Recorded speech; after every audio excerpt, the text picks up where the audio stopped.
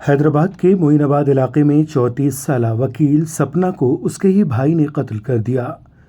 सपना चिविलाकोट में प्रैक्टिसिंग वकील के तौर पर थी। कत्ल खानदानी जायदाद यानी ज़मीन को लेकर हुआ। पुलिस के मुताबिक जायदाद के मसले पर बातचीत के दौरान दोनों में बहस हुई। इसी दौरान भाई ने उन पर चाकू से हमला कर दिया, जिससे उनकी मौके पर ही मौत हो गई।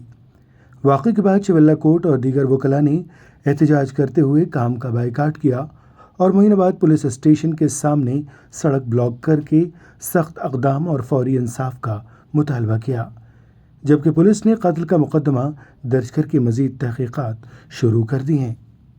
फोटो अच्छी